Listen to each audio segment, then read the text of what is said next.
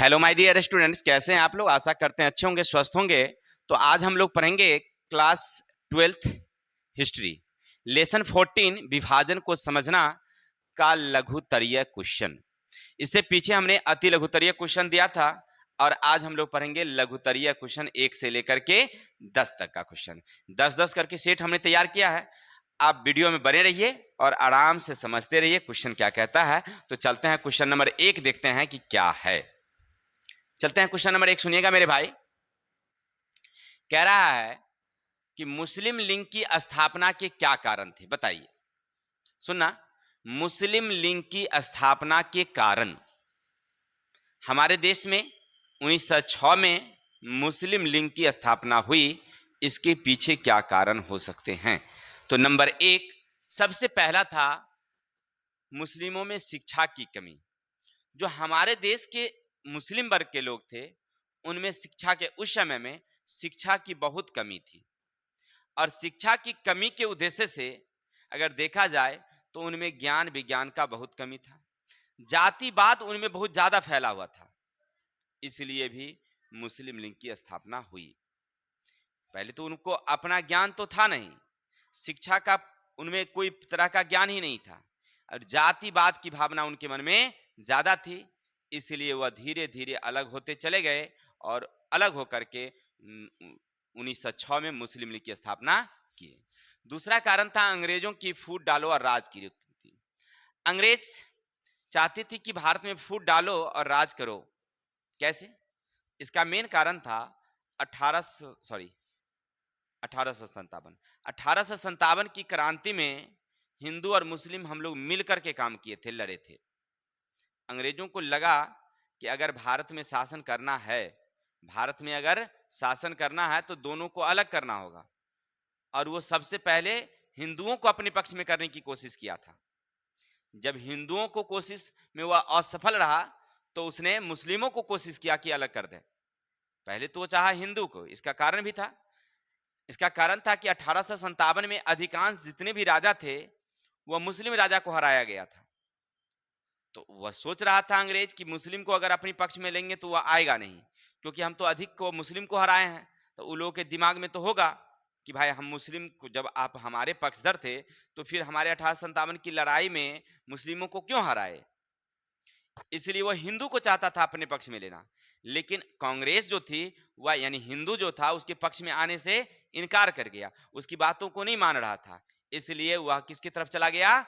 मुस्लिम की तरफ। और उसकी झुकाव यानी कांग्रेस अलग हो गया तो मुस्लिम लीग की स्थापना कर दिया। कौन? फूट डालो राज करो की नीति। तीसरा कारण था सर सैयद अहमद खां। सबसे मेन भूमिका इन्हीं का था। ये उस समय में समाज सुधारक और अच्छे विचारक थे, लेकिन इनके मन में भी जातिवाद की भावना थी।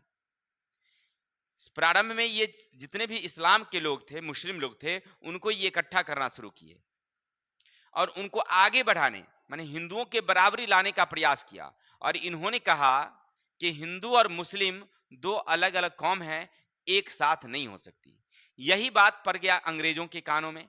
अंग्रेजों ने सोचा कि चलो सर सैयद अहमद खां को ही अपनी तरफ खींचा जाए और अंग्रेजों ने यानी ब्रिटिश सरकार ने सर सैयद अहमद खां को कहा कि तुम अपने लोगों को हमारी तरफ लाओ, हमारी बात को माने, हमारी मदद करे तो हम तुम्हारी मदद करेंगे, सरकारी नौकरी में हमें तुम्हें जगह देंगे, तुम्हारे साथ किसी तरह का ज्यादा जुर्माना नहीं किया जाएगा, माने किसी तरह का कोई ज्यादा भेदभाव नहीं किया जाएगा, इसीलिए तुम मेरे साथ आ जाओ। सर सैयद अहमद खां सोचे कि चलो यही मौका है, अगर अपनी जाति को उत्थान करना है, आगे बढ़ाना है, उन्नति करना है तो हमें किसकी साथ चाहिए? अंग्रेज की साथ चाहिए। और अंग्रेज हमारे साथ मिलने के लिए तैयार है तो क्यों ना मैं उनके साथ रहूं। इसलिए वह कांग्रेस की ओर ना ध्यान दे करके किसकी तरफ चला गया? अंग्रेज की तरफ। और अंग्रेज तो यही चाह ही रहा था कि जैसे मुस्लिम अलग होगा उसको हम लोग भेद भेद डाल करके धीरे धीरे, और वही हुआ। जैसे सर सैयद अहमद का कांग्रेस में सरकार से मिली, अंग्रेजी सरकार से, उसने मुस्लिम लीग की स्थापना करवा दिया। ठीक है, तो ये सब कुछ कारण थे जिसके कारण मुस्लिम लीग की स्थापना हुई। तो आशा करते हैं आपको समझ में आया होगा। चलते हैं फिर से हम एक क्वेश्चन समझा दें आपको। पहला क्वेश्चन यानी मुस्लिम लीग की स्थापना के मेन कारण क्या थे, इस पर हम लोग फिर से एक बार नजर डालते हैं।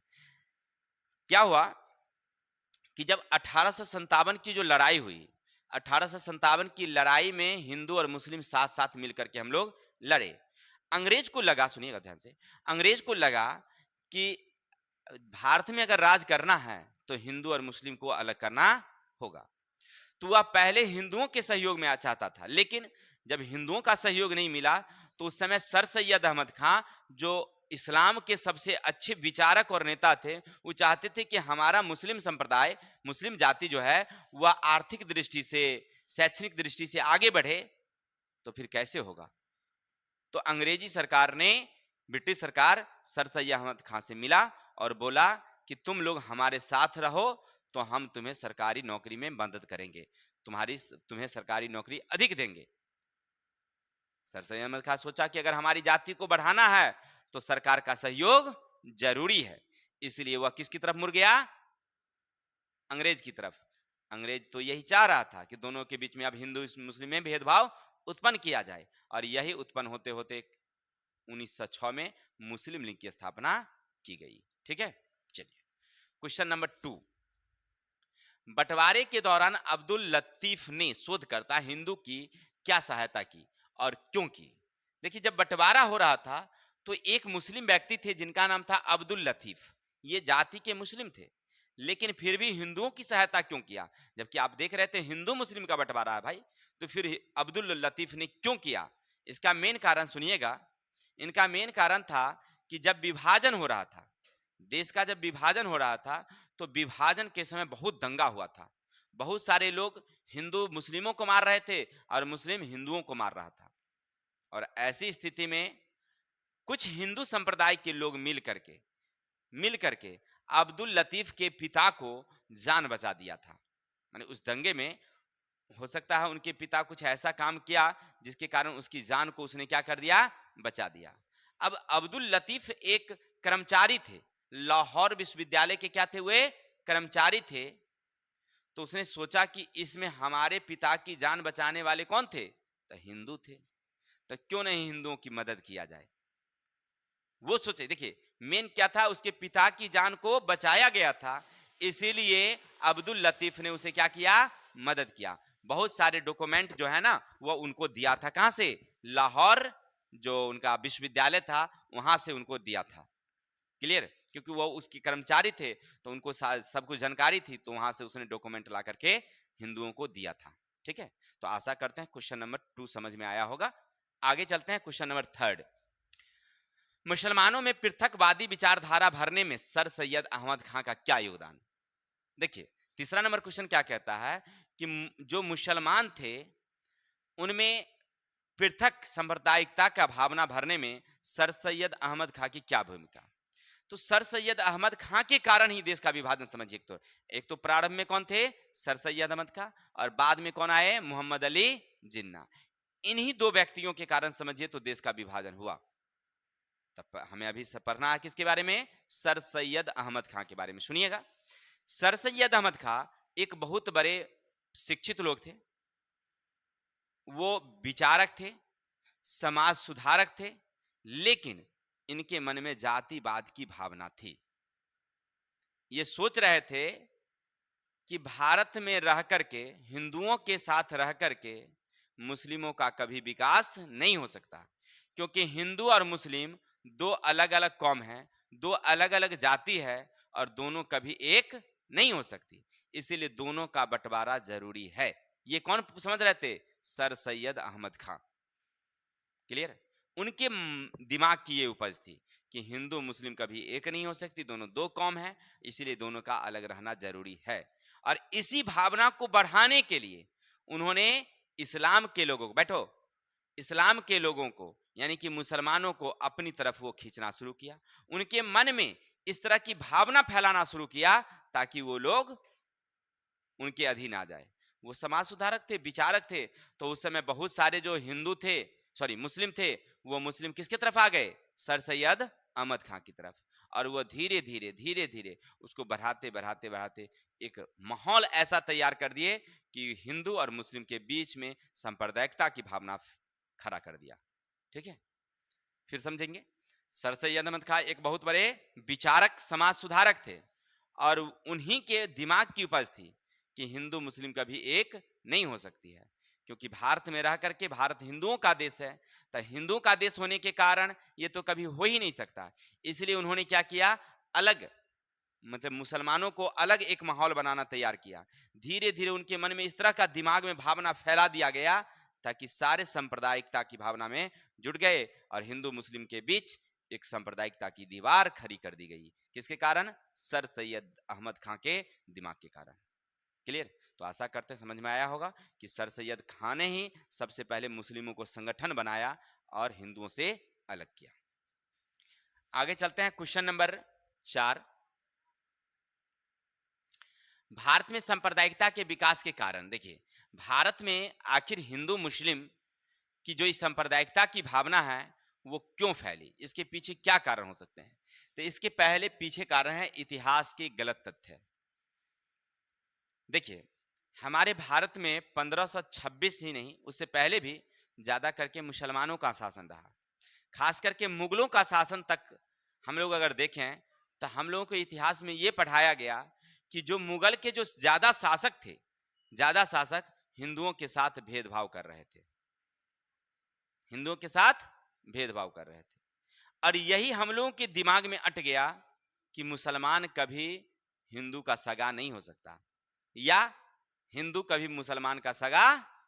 ये उस समय क्या हुआ, उसकी बात को लेकर के कुछ गलत तथ्य को उजागर किया गया, कभी सही नहीं बताया गया, कभी सही नहीं बताया गया कि कुछ राजा अच्छे भी किए थे हिंदू के साथ, ये नहीं बताया, गलत किए वो समझाया गया। परिणाम हुआ कि इतिहास के कारण हिंदू मुस्लिम में ये समझ में आई कि हिंदू मुस्लिम कभी एक हो ही नहीं सकता। एक तथ्य ये था। दूसरा कारण था उग्र राष्ट्रवादी। उस समय के जितने देश, मतलब हिंदू मुस्लिम थे, अलग अलग राष्ट्र के निर्माण करना चाहते हैं। अंग्रेजों के फूट डालो की नीति, अंग्रेज चाहते थे फूट डालो राज करो, और जब तक वहां फूट डालेंगे नहीं तब तक राज होगा नहीं। इसलिए हिंदू और मुस्लिम के बीच में उसने भेदभाव लाना शुरू किया। परिणाम हुआ कि सांप्रदायिकता बढ़ती गई। शैक्षणिक और आर्थिक पिछड़ेपन, जो भारतीय मुसलमान थे वो गरीब थे, शिक्षा की दृष्टि से पीछे थे, और उसमें जातिवाद की भावना फैली हुई थी, इसीलिए वो लोग अलग होते चले गए। और अंततः मुस्लिम लीग की स्थापना के कारण भारत से हिंदू अलग और मुस्लिम अलग, यानी सांप्रदायिकता को फैलने में ये सब प्रमुख कारण थे। तो हम लोग पढ़ रहे थे भारत में सांप्रदायिकता फैलने के कारण क्या था। आगे चलते हैं, क्वेश्चन नंबर 5 मेरे भाई देखना। भारत विभाजन के संबंध में मौखिक इतिहास या मौखिक स्रोत का महत्व बताइए। देखिए क्वेश्चन क्या है, भारत के विभाजन के संबंध में कुछ मौखिक इतिहास और कुछ उसके स्रोत के बारे में बताइए। देखिए एक तो हम तो प्रमाणित पढ़ते हैं, किताब में पढ़ते हैं, सब योजनाबद्ध तारीख के हिसाब से पढ़ते हैं कि भारत के विभाजन की शुरुआत कहाँ से शुरू हो जाती है। तो 1906 में मुस्लिम लीग की स्थापना के बाद, उस समय ही ये तय हो गया था कि भारत का विभाजन होगा, क्योंकि 1905 में बंगाल विभाजन हुई थी, और बंगाल विभाजन उस समय तो प्रांत था, भारत का वो प्रांत था, विभाजन हुआ था लेकिन प्रांत था, लेकिन ये तय हो गया था कि अब भारत का विभाजन होगा। फिर 1906 में जब मुस्लिम लीग स्थापना हुई तो ये वहां से भी निश्चित हो गया कि अब भारत का विभाजन होगा। लेकिन कुछ इतिहासकार इसे मौखिक दृष्टि से देखते हैं, तो मौखिक दृष्टि वाला सही नहीं होता। कल भी हम एक क्वेश्चन बताए थे कि कोई भी इतिहास के बारे में अगर मौखिक कहा जाए तो वो गलत होगा, लेकिन फिर भी मौखिक क्या है सुनिएगा। कुछ इतिहासकार कहते हैं खास करके बिहार में काम की काफी कमी हो गई, मजदूर जो है ना बेकार होने लगे। अब मजदूर बेकार होने लगे तो वो आंदोलन कर दिए, क्योंकि उन्हें काम नहीं मिल रहा था, इसलिए भी देश का विभाजन का अग्रसर हुआ।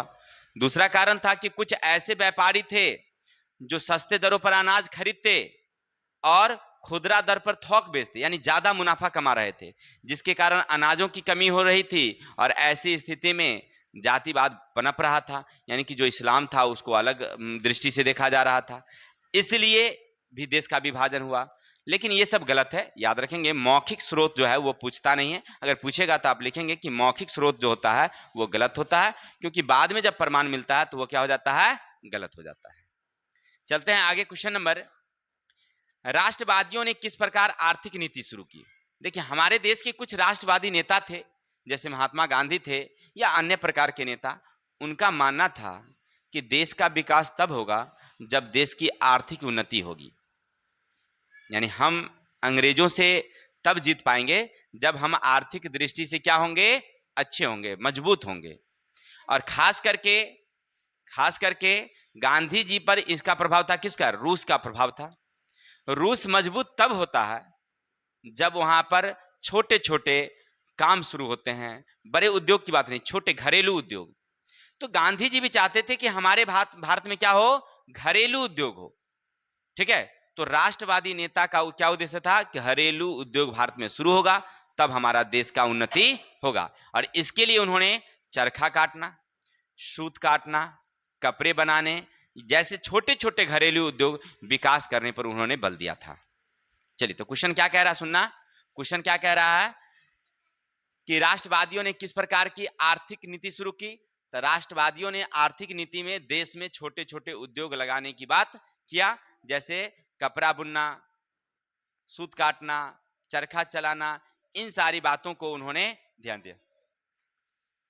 आगे हैं, मौलाना अब्दुल कलाम आजाद राष्ट्रीय आंदोलन में क्या योगदान। देखिए, मौलाना अब्दुल कलाम आजाद का हमारे राष्ट्रीय जीवन में क्या योगदान, हमारे देश के राष्ट्रीय आंदोलन में क्या योगदान, तो ध्यान रखेंगे। मौलाना अब्दुल कलाम आजाद के जो माता पिता थे वो 1857 की लड़ाई के बाद, मतलब लड़ाई में ही वो भारत से भागकर कहां चले गए, मक्का चले गए डर से, और वहीं जाकर बस गए। फिर कुछ दिनों बाद जब युद्ध समाप्त हुआ तो फिर भारत वापस लौट आए और आकर के कलकत्ता में बस गए। और इनका जन्म, यानी अब्दुल कलाम जी का जन्म जो है 1498 ईस्वी में होता है। कब होता है, याद रखिएगा, 1498 में। ये उर्दू के बहुत अच्छे जानकार थे, क्योंकि उर्दू की इनकी शिक्षा हुई थी। तो उर्दू में इन्होंने एक मतलब पत्रिका प्रकाशन किया जिनका नाम था, याद रखेंगे, अल हिलाल। क्या नाम था, अल हिलाल। बहुत ही प्रसिद्ध हुई और इनके प्रसिद्धि के बाद ये भारतीय राजनीतिक में आ गए। 1920 का जब असहयोग आंदोलन चल रहा था तो गांधी जी के ये संपर्क में आए। गांधी जी की बात से ये काफी प्रभावित हुए और भारतीय राष्ट्रीय कांग्रेस में मिल गए। थे मुस्लिम, लेकिन गांधी जी के बातों से काफी प्रभावित हुए, इसलिए ये गांधी जी के साथ कहां मिल गए, कांग्रेस में। और 1925 में कांग्रेस के ये अध्यक्ष भी चुने गए। इनके बाद लगातार ये कांग्रेस में काम करते रह गए और 1942 में भारत छोड़ो जो आंदोलन प्रस्ताव था इनकी अध्यक्षता में ही पारित हुई थी। अर्थात बाद में भी ये जब देश आजाद हुआ तो स्वतंत्र भारत के ये प्रथम शिक्षा मंत्री चुने गए। तो आपने देखा भारतीय राष्ट्रीय में आंदोलन में मौलाना अब्दुल कलाम का बहुत बड़ा योगदान। कहाँ कहाँ, तो उर्दू के अच्छे मतलब लेखक, तो उन्होंने अल हिलाल लिखा जिसके कारण देश में एकता बढ़ी, प्रसिद्धि बढ़ी। और 1920 के असहयोग आंदोलन में उन्होंने काम किया तो गांधी जी के संपर्क में आए। फिर 1925 में ये कांग्रेस के क्या बने, अध्यक्ष बने। बाद में फिर 1942 में भारत छोड़ो आंदोलन का प्रस्ताव इन्होंने ही पारित किया था और साथ ही साथ मैंने इनकी अध्यक्षता में ही पारित हुई थी। और बाद में ये स्वतंत्र भारत में प्रथम शिक्षा मंत्री के रूप में चुने गए थे। क्लियर, आशा करते हैं आपको इतनी क्वेश्चन समझ में आई होगी। चलते हैं क्वेश्चन नंबर 8 की तरफ। पाकिस्तान संबंधित प्रस्ताव मार्च 1940 में किस प्रकार पारित हुआ। देखिए, पाकिस्तान संबंधित जो प्रस्ताव था मुस्लिम लीग ने क्यों पारित किया 1940 में, इसके पीछे क्या कारण था, सुनना। 1937 का जो चुनाव हुआ उसमें कांग्रेस की विजय हुई और मुस्लिम लीग की करारी हार हुई। अब मुस्लिम लीग के दिमाग में यह समझ में आया कि भारत में रहकर मुस्लिम लीग कभी सत्ता में नहीं आ सकती है, क्योंकि कांग्रेस बड़ी पार्टी है और इसके सामने हम कभी सत्ता में आ ही नहीं सकते। तो अपनी हित की रक्षा अगर करनी है तो हमें देश का विभाजन चाहिए। क्लियर, चलिए, यही बात चल ही रहा था। 1942 में क्रिप्स मिशन आता है, उसमें इसका कोई प्रस्ताव नहीं तो ये प्रस्ताव को अस्वीकार कर देता है। फिर 1942 में जब द्वितीय विश्व युद्ध में हमें घसीटा जा रहा था, कांग्रेस को घसीटा जा रहा था, तो कांग्रेस मंत्रिमंडल से इस्तीफा दे दिया। मुस्लिम लीग को लगा कि चलो ये मुक्ति दिवस है, हम लोगों को फ्री होने का दिवस आया। उसने 1942 में मुक्ति दिवस मनाया। इसके बाद कैबिनेट मिशन जब आई, तो कैबिनेट मिशन 1946 में जब मुस्लिम लीग को अलग राष्ट्र देने के लिए इनकार कर दिया, तो उन्होंने सीधी कार्रवाई दिवस मनाई और कहा द्वि राष्ट्र का सिद्धांत। मोहम्मद अली जिन्ना ने कहा कि मुझे द्वि राष्ट्र का सिद्धांत दीजिए, भारत का विभाजन कीजिए, देश को आजाद कीजिए। और जिसके कारण ये प्रस्ताव पारित हुआ था। यानी उन लोगों को समझ में आ गया था कब, 1937 में ही, कि हमें अलग पाकिस्तान चाहिए, अलग देश चाहिए, तभी तो हम रहेंगे। ठीक है, वहां से वह धीरे धीरे धीरे 1947 में देश को बंटवारा कर दिया गया। क्लियर? तो आशा करते हैं आपको 8 नंबर क्वेश्चन समझ में आया होगा। चलते हैं क्वेश्चन नंबर 9 की तरफ। चलते हैं क्वेश्चन नंबर 9। देखिए, पृथक चुनाव मंडलों के निर्माण से भारतीय राजनीति पर क्या प्रभाव पड़ा। देखिए, अंग्रेज तो ये चाह ही रही थी कि भारत का विभाजन हो, और इसी उद्देश्य से उसने पृथक चुनाव का काम शुरू किया, ताकि पहले तो शुरू में अंग्रेज ये कही कि जो अल्पसंख्यक हैं उनकी अधिकार की सुरक्षा के लिए ये पृथक निर्वाचन क्षेत्र बनाया जा रहा है। और जैसे पृथक निर्वाचन क्षेत्र बना, मुस्लिमों को उसने अधिक सपोर्ट देना शुरू किया और हिंदुओं को सपोर्ट देना कम कर दिया। परिणाम दोनों के बीच में एक दरार पैदा कर दिया। कौन? अंग्रेजों ने। किसके नाम पर? पृथक निर्वाचन क्षेत्र के नाम पर। क्लियर? देखिए, कह रहा पृथक चुनाव मंडल के निर्माण से भारतीय राजनीति, तो शुरू में क्या किया अंग्रेज, हम लोगों को यह कहा कि जो अल्पसंख्यक हैं उनके लिए विशेष अधिकार के लिए, उनके अधिकार की सुरक्षा के लिए पृथक निर्वाचन क्षेत्र बनाया जा रहा है। यानी जहां अल्पसंख्यक हैं, जहां मुस्लिमों की संख्या कम है, तो वहां मुस्लिम ही खड़े होंगे, दूसरा खड़ा नहीं होगा। और जैसे ही वहां पृथक निर्वाचन क्षेत्र बना, तो उसको विशेष अधिकार दिया गया, उसे विशेष सुविधा दी जाने लगी, और उन्हें अपनी तरफ आकर्षित सरकार करना शुरू कर दिया, जिसके कारण हिंदू और मुस्लिमों में भेदभाव बढ़ने लगा और राजनीतिक में दो संप्रदाय सामने आने लगी, एक मुस्लिम लीग और दूसरा कांग्रेस। ठीक है, तो पृथक निर्वाचन से हमारा देश राजनीतिक में सांप्रदायिकता में बढ़ गया। हमारी जो राजनीतिक थी किसमें बदल गई? सांप्रदायिकता, जाति जाति में बदल गई। ठीक है, तो आशा करते हैं आपको ये क्वेश्चन समझ में आया होगा। पृथक निर्वाचन से क्या हुआ? राजनीतिक किसमें बदल गई? संप्रदाय में। ठीक, एक हिंदू और एक मुस्लिम। आगे हैं लखनऊ समझौता 1916 का महत्व पर प्रकाश डालिए। देखिए, लखनऊ समझौता 1916, हमने बताया था आपको कि भारत में हिंदू और मुस्लिम को एक करने के लिए, हिंदू और मुस्लिमों में एकता लाने के लिए ये मतलब शुरू किया गया था। अब क्यों हुआ था इसके बाद समझिए। देखिए, पूरे दुनिया में जितने इस्लाम हैं वो तुर्की को अपना खलीफा समझता था। भारत के भी इस्लाम समझते थे कि हमारा खलीफा है, राजा है। क्लियर? और रूस को अपना दुश्मन समझता था। रूस को क्या समझता था? दुश्मन, मुस्लिम। लेकिन 1916 से पहले अंग्रेजों ने रूस के साथ संधि कर लिया। अब देखिए, आप जिसे दुश्मन समझ रहे हैं, यानी भारत के मुसलमान रूस को अपना दुश्मन और इंग्लैंड को अपना इधर मित्र समझ रहे हैं। अब आपका मित्र आपके दुश्मन के साथ संधि कर ले, कितना मजा आएगा। वही हुआ कि जब अंग्रेज रूस के साथ संधि कर लिया, तब भारतीय मुसलमान को दिमाग खनका, अरे यार, हम लोग रूस को समझते हैं अपना दुश्मन, अंग्रेज को समझते हैं हम अपना दोस्त, तो अंग्रेजवा काहे गया रूस के पास रे? यहां पर मामला गड़बड़ा गया। तो दिमाग उसका ठनका, किसका? भारतीय मुसलमानों को, कि अंग्रेज हमारा सच्चा मित्र नहीं हो सकता है। इसलिए कुछ इस्लाम कांग्रेस की तरफ आकर्षित हुई और दोनों के बीच में संधि लाने के लिए 1916 में लखनऊ के बीच में एक संधि हुआ, जिसका नाम रखा गया लखनऊ समझौता। समझ रहे हैं क्या कारण क्या था? अभी तक 1906 में मुस्लिम लीग की स्थापना हुई, साथ साथ हम लोग समझ रहे थे, यानी जो इस्लाम था, मुस्लिम था, वो समझ रहा था कि हमारे अंग्रेज जो हैं हमारे अच्छे हितगर हैं, मित्र हैं, दोस्त हैं।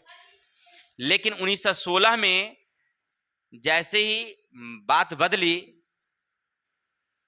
क्योंकि खलीफा को, तुर्की को, अंग्रेज खलीफा को जो है ना, वह मारना पीटना शुरू किया, लड़ाई करना शुरू किया वहां पर, और दुश्मन के साथ मिलकर के काम करना शुरू किया।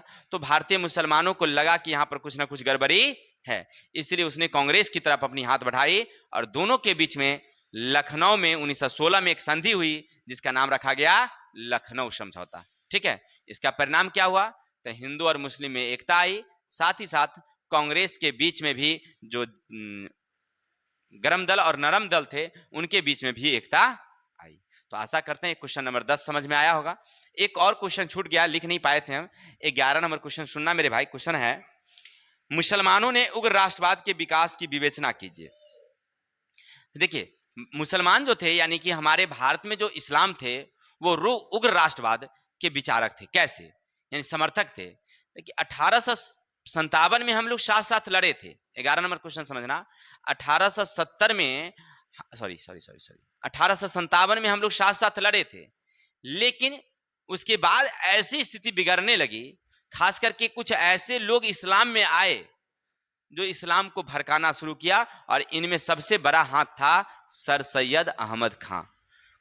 उस समय जो अशिक्षित और गरीब पिछड़ापन था, इन लोगों के दिमाग में वह भर दिया कि ये गरीबी और पिछड़ापन हम लोगों किसके कारण है? तो कांग्रेस के कारण है, हिंदुओं के कारण है हम लोगों में।